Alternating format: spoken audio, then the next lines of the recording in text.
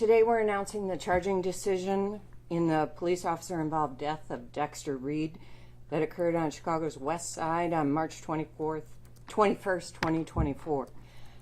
I want to make it very clear before we say anything else that the only criteria we look at when making charging decisions are the facts of this case and the law that governs it. ASA Lynn McCarthy, the head of our Law Enforcement Review Unit, has been overseeing this matter from the outset, within hours of the incident's occurrence, in fact. ASA McCarthy is going to present to you the analysis which was conducted in reaching our charging decision.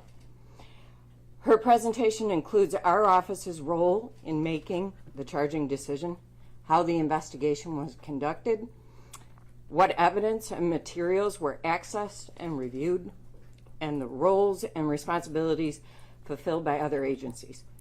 We will also show you that evidence, including the body-worn camera footage from each of the officers involved, as well as home security footage that captured the incident. From the multi-viewpoint footage, we have prepared a synced compilation of all the video evidence on one screen that I believe is quite helpful in understanding how quickly this entire incident transpired. I want to warn you, though, before you look at the footage is very graphic and it is very disturbing. Finally, you will see the relevant statute and case law when it comes to officer-involved shootings and how our office applied those laws and precedents to reach our decision. Before I turn it over to ASA McCarthy, I want to say this. What happened that evening was a tragedy. A young life ended. A police officer was shot with a potentially career-ending injury, and many other lives were upended. An entire neighborhood was traumatized. The encounter lasted about a minute and escalated quickly. About 30 seconds after the officers first approached his vehicle, Mr. Reed opened fire, striking one of the officers. Over the next 41 seconds, 107 gunshots rang out. As you will see, it was a terrifying and chaotic scene. When a person is shot and killed by a police officer in Cook County, my office has a statutory mandate to review the investigation and all available evidence and bring criminal charges if they are warranted. In this case, the evidence is clear and overwhelming that we would not be able to meet our burden and secure convictions.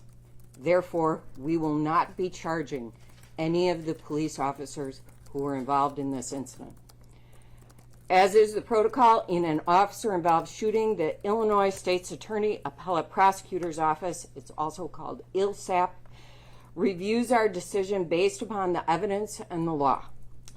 ILSAP is not affiliated with the Cook County State's Attorney's Office and provides an independent assessment of the law and the facts that are presented. ILSAP has reviewed this case and our decision, and they have issued their opinion agreeing with our decision that the evidence presented does not warrant any criminal charges against the officers. This decision is not reached lightly, nor does it diminish the tragedy that has occurred. But it is unmistakable that Mr. Reed was the first to fire his weapon, a gun he did not legally possess. This action seriously wounded a police officer and set off the initial exchange of gunfire. The evidence also shows that after an 8-second pause, Mr. Reed again engaged in a second round of gunfire. Now I want to be clear about something else. It is not this office's role to examine or cast judgment on police tactics. This is not the appropriate venue to judge whether the officers involved deviated from their training or whether the policies and procedures they trained on are appropriate. There are other avenues for those questions and issues to be addressed. But to the question of whether the officers committed a crime under the Illinois Criminal Code, the answer is straightforward. They did not. ASA McCarthy will take it from here, and we will be happy to answer any questions when she's done. Thank you. Thank you, Madam State's Attorney. Good afternoon. My name is Lynn McCarthy. Everybody hear me okay? My name is Lynn McCarthy. I'm an assistant state's attorney, and I'm the supervisor of the Law Enforcement Review Unit. As we present this, as we do this presentation, there are several areas that we're going to cover. We're going to give an overview of the incident. We're going to talk about our office's review process, not only in this case, but in general, how we review officer-involved shootings. We'll talk about the materials that were gathered and reviewed in this incident, as well as the state's attorney said, show you video. This incident was captured on 5 body-worn cameras, as well as a private residential video. We're going to play clips of those videos during the presentation. We are also going to make this presentation available on our website after the press conference. It will include not only the clips of the videos we're showing that are abbreviated for presentation purposes, but also will include links to the full videos. We're also going to show you the multicam presentation, which shows, as the state's attorney mentioned, all 6, the 5 body-worn cameras and the residential video playing simultaneously. We'll talk about the applicable criminal statutes as well as the case law, and then walk you through the analysis that we did in this case. So on March 21st of 2024, at about 6 o'clock in the evening, near the intersection of Ferdinand and Avers on the west side of Chicago, 5 Chicago Police Department officers who were assigned to the 11th District Tactical Team. They included Officer Gregory St. Louis, Officer Thomas Spanos, Aubrey Webb, Victor Pacheco, and Officer Alexandra Giampapa. The officers were dressed in plain clothes, but were wearing clearly visible vests that were marked with the words police on them.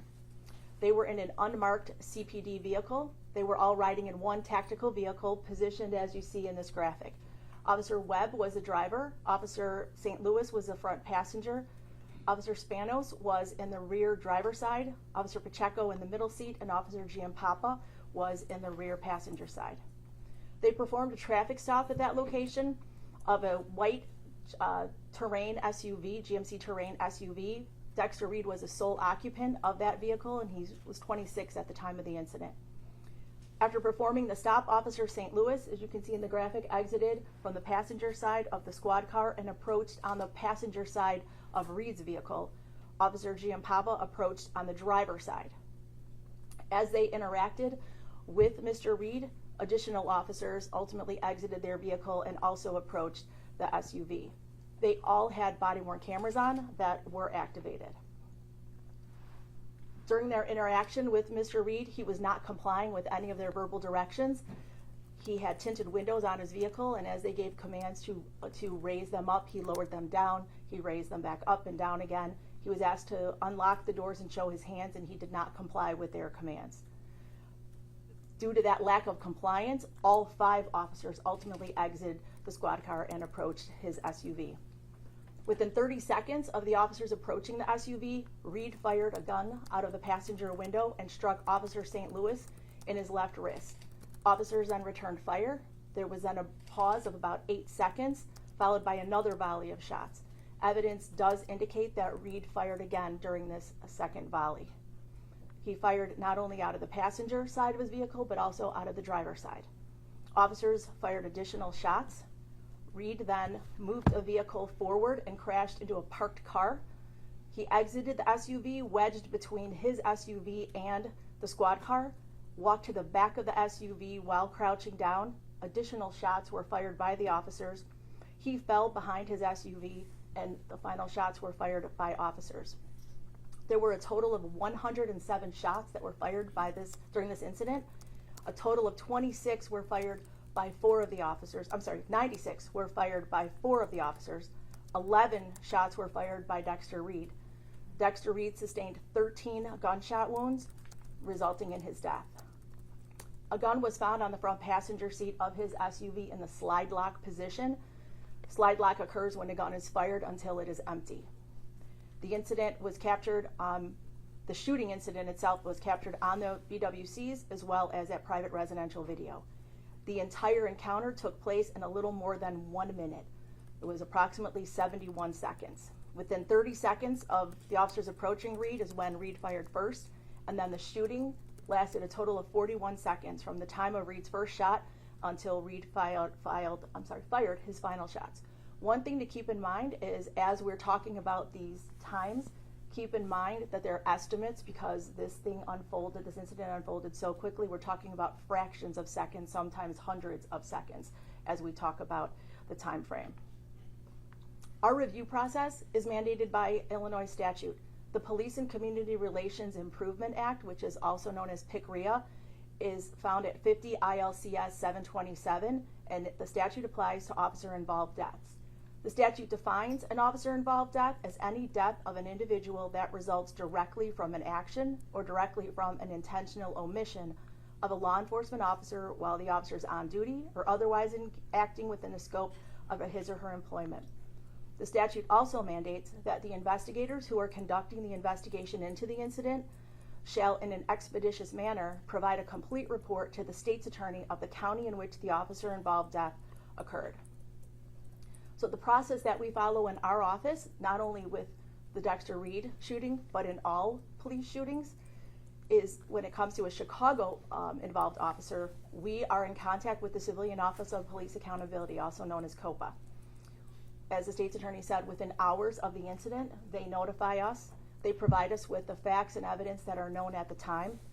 We also do a debriefing within several days after the shooting incident. In this case, we met with them 5 days later. During that debriefing, members of COPA are present, members of our State's Attorney Law Enforcement Review Unit are present, as well as representatives from the U.S. Attorney's Office and the FBI. There are no representatives from the Chicago Police Department involved in that debriefing. During the debriefing, we're provided with an update on the facts and the evidence that is known at that point, as well as shown relevant video footage. We discuss their planned investigative steps. We then maintain contact with them and receive materials on a rolling basis from COPA. We also are notified by the Chicago Police Department Investigative Response Team, which is part of the Detective Division. Again, they notify us within hours of the incident. They provide us with relevant video footage, provide us with updated information. They turn over their file to us once everything is complete, once they have all their final reports. At times there's additional information requested, as you'll hear we did in this case. There was additional forensic testing that we requested, and we received that information in April of 2025. We also participate in a major case review with members of the Illinois State Police Forensic Science Center. During that meeting, members of the Chicago Police Department are present, along with COPA. State's Attorney, Law Enforcement Review attorneys are present, as well as Illinois State Police Forensic Science representatives. We go through every piece of evidence that was recovered and inventoried and discuss what forensic examinations are going to be conducted on that evidence. In addition to all the physical evidence, we also review all the video footage. As the state's attorney said, we're going to play some of those videos now, and just as a warning, they are extremely graphic and they are very disturbing. We're going to play the 5 body-worn cameras as well as a residential video. One thing to keep in mind is as we play these clips, you're going to see them over a period of time, but they are not sequential. They were all happening simultaneously. The first video we're going to show, we've inserted a timer in the bottom corner so that you'll be able to see just how quickly these events unfolded. After the body-worn cameras, we're going to show you the multicam format with all 6 clips simultaneously. And again, these clips will be part of the presentation that'll be posted following the conference. A couple of things to look out for on the video footage, things that are most relevant, is that you'll see that Dexter Reed was not complying with the officer's verbal commands, which compromised the safety of the officers as well as other people in this residential neighborhood. The officers reacted to that non-compliance. You'll see that Reed fired first and then fired again during a second volley of shots following that 8-second pause. You'll also see the officer's behavior after the shooting, where it shows it's consistent with their belief that Reed continued to be a threat to them and to others. We're going to start with Officer Giampapa's body-worn camera. We've broken it up into 2 clips. The first will cover the shooting, and we'll have that timer I mentioned. It starts when she approaches Reed's SUV on the driver's side, where Reed is not compliant, and it shows, again, the timing of how quickly it was before he fired the shot, striking Officer St. Louis. The other thing you'll see in this clip is the officer's response to those initial shots and additional shots that resume after a pause. And then you'll see as Reed exited his SUV in a crouching position where you're unable to see his hands.